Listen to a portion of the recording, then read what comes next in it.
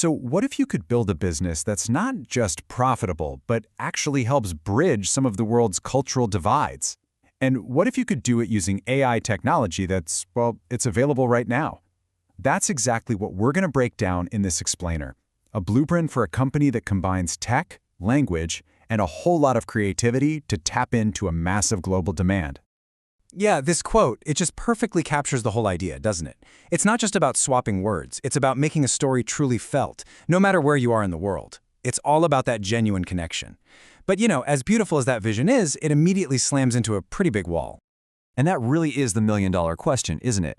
I mean, if you've ever tried to use an online translator for anything more complicated than hello, you know exactly what I'm talking about. Something vital just gets lost. So the real challenge is, how do you build a business that can actually fix that?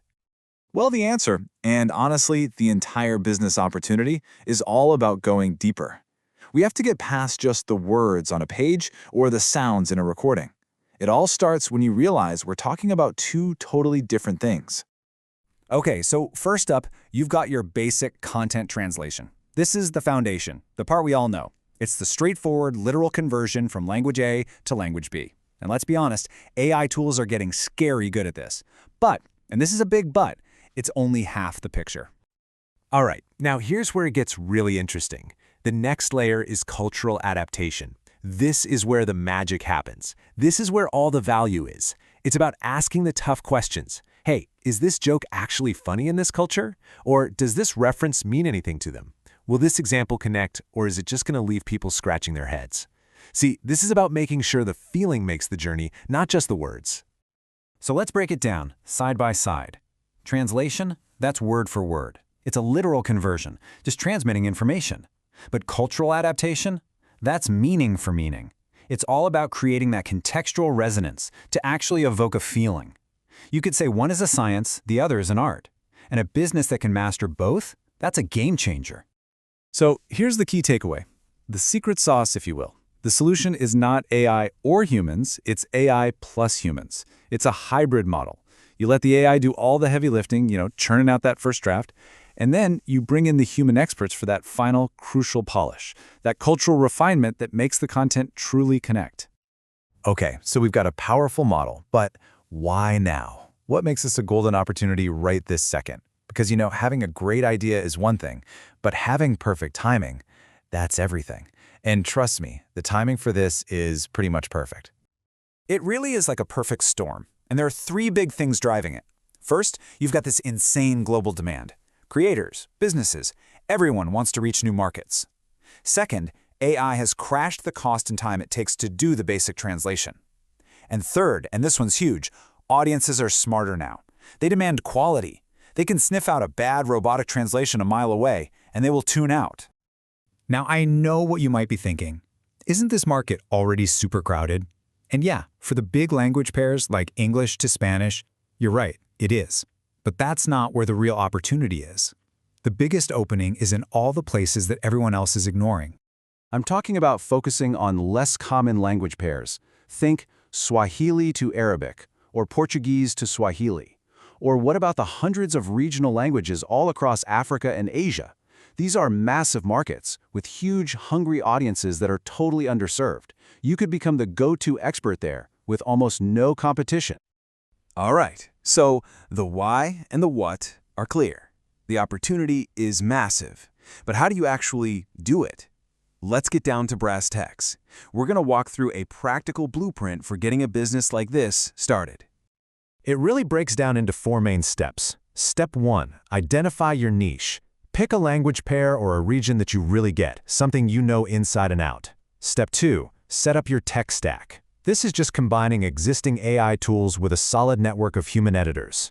Step 3, define your value proposition. Remember, you're not just selling translation, you're promising accuracy, authenticity, and speed. And finally, step 4, craft your marketing strategy. Go after the people who need this the most. Think creators, nonprofits, podcasters. So how do you actually make money with this? Well, the great thing is you've got options. It's super flexible. You can charge on a per-project basis. You could offer subscriptions or retainers for clients with ongoing needs, like podcasters. You can sell premium add-ons like voiceovers or subtitles. You could even white label your service and sell it through bigger agencies. Lots of ways to build a revenue stream. Okay, let's be real for a second. No business is a walk in the park. There are always challenges. And a big part of being successful is knowing what they are ahead of time and having a plan. So let's tackle the two biggest hurdles you're probably going to face. First up, the big one. Quality control. What happens when the AI messes up? I mean, what if it creates something that's totally offensive or culturally insensitive? That's a huge, valid concern. A mistake like that could absolutely destroy a client's brand. And the answer brings us right back to that hybrid model. The human touch is your secret weapon. It is absolutely non-negotiable. This is your quality control, it's your brand promise. You need to build a network of trusted, local editors, native speakers who put eyes on everything. They're not just proofreaders, they're more like cultural guardians for the project. They're your firewall against mistakes. All right, here's the other big challenge you'll run into. A client hears the word AI, and their brain immediately translates that to cheap or free. So how in the world do you justify charging a premium price when part of your process is automated? Why wouldn't they just go use a free tool themselves? The solution here is all about education. You have to completely reframe the conversation. You're not selling them automated translation, you're selling them a genuine connection with a new audience. Show them a side-by-side comparison. Here's a joke translated literally by AI. It makes no sense. Now here's our version, adapted to the culture, and it's actually funny. You have to prove that they're not just paying for a tool, they're investing in trust and engagement. That's a return on investment that no free tool is ever going to give them. And you know, this brings us to what I think is the most powerful part of this entire idea. Because this isn't just about a clever business model. It's a chance to build something that has a real, tangible, positive impact on the world. Just think about the possibilities for a second. An NGO's health campaign that actually resonates with a local community because it speaks their language, culturally. E-learning materials that finally reach kids in remote villages in their native tongue. A storyteller from one part of the world finding a brand new, passionate audience on the other side of the planet. You get to be the bridge that makes all of that happen. And really, that's the ultimate takeaway here. This is one of those rare opportunities where you can build something that's scalable and profitable, but also deeply meaningful. You're not just moving data around, you're literally helping voices be heard across borders. So the final question we're left with isn't just about business, it's about purpose. We live in a world that's more connected than ever, but in some ways more divided.